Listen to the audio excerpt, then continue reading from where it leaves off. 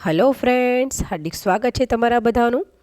तो अत्यारे गर्मी स्टार्ट थई गई है अने गर्मीमां लूथी बचवा अथवा तो गर्मीमां खूब ज ठंडक आपे तेवुं आज आपणे शरबत बनावीए।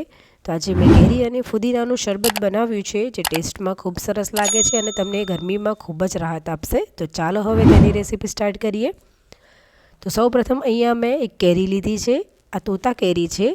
तोता केरी एटली टेस्टमां खाटी नथी होती, એટલા માટે મેં તેનો ઉપયોગ કર્યો છે। પરંતુ તમને જો વધારે ખાટો ટેસ્ટ ભાવતો હોય તો તમે દેશી કેરી પણ લઈ શકો છો।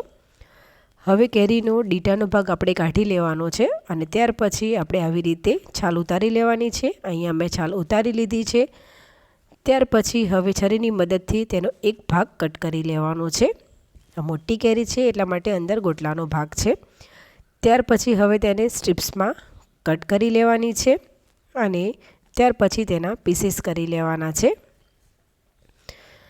આ શરબત બનાવવા માટે મેં અડધી કેરીનો જ ઉપયોગ કર્યો છે। તો અહીંયા મેં અડધી કેરી કટ કરી અને પછી બાઉલમાં લઈ લીધી છે। ત્યાર પછી અહીંયા મેં એક મિક્સર જાર લીધું છે। હવે તે મિક્સર જારની અંદર આપણે જે કેરીના ટુકડા કર્યા હતા તે લઈ લેવાના છે અને ત્યાર પછી ફુદીનો એડ કરવાનો છે।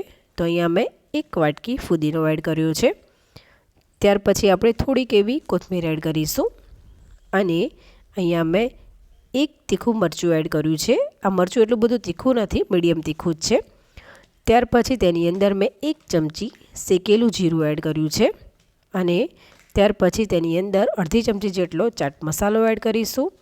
લગભગ એક ચમચી જેટલો આપણે સંચળ પાવડર એડ કરવાનો છે અને સ્વાદ પ્રમાણે મીઠું એડ કરીશું। લગભગ અડધી ચમચી જેટલું મેં રોક સોલ્ટ લીધું છે। ત્યાર પછી હવે તેની અંદર આપણે ગળપણ માટે ખાંડ એડ કરવાની છે। તો અહીંયા મેં 2 મોટી ચમચી જેટલી ખાંડ એડ કરી છે। તમારે જો ગોળ એડ કરવું હોય તો ગોળ પણ એડ કરી શકો છો। ત્યાર પછી હવે આપણે થોડુંક પાણી એડ કરીશું। બહુ વધારે આપણે ઢીલો પલ્પ નથી કરવાનો। તો અહીંયા મેં તમે જોઈ શકો છો કે ક્રશ કરી લીધું છે અને પલ્પ રેડી થઈ ગયો છે। ત્યાર પછી અહીંયા મેં બાઉલ ઉપર એક મોટી ગળણી રાખી દીધી છે અને તેની અંદર આપણે જે મિક્સરમાં ક્રશ કર્યું તે બધું જ તેની અંદર એડ કરી દેવાનું છે। આમ તો તમે આ પલ્પ ના ગાળો તો પણ ચાલે, તેની અંદર ખૂબ જ ફાઇબર હોય છે, પરંતુ ઘણીવાર મિક્સરમાં અમુક ટુકડા આખા રહી જતા હોય છે અથવા તો ઓછા ક્રશ થાય છે। તેના માટે હું થઈને આજે ગાળી લઉં છું। તો અહીંયા મેં ગાળી લીધું છે અને વધારાનો જે પોર્શન નીકળ્યો છે તેને આપણે ક્રશ કરવામાં ફરીથી લઈ લઈશું અથવા તો તેને તમે અલગથી ખાઈ પણ શકો છો। તો અહીંયા પલ્પ રેડી છે। ત્યાર પછી હવે અહીંયા મેં એક ગ્લાસ લીધો છે, આપણે સર્વ કરશું। તેની અંદર મેં 2 બરફના ટુકડા એડ કર્યા છે અને આપણે જે પલ્પ બનાવ્યો તેમાંથી મેં 2 મોટા ચમચા જેટલો પલ્પ એડ કર્યો છે।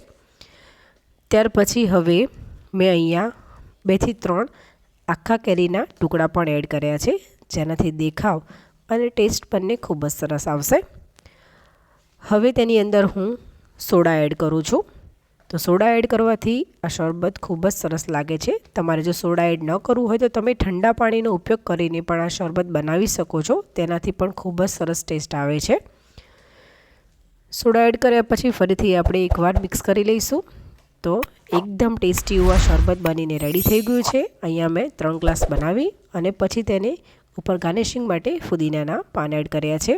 તો તમે પણ ફ્રેન્ડ્સ ગરમીમાં લૂથી બચવા માટે એકદમ ટેસ્ટી એવું આ કેરી અને ફુદીનાનું શરબત ચોક્કસથી બનાવજો।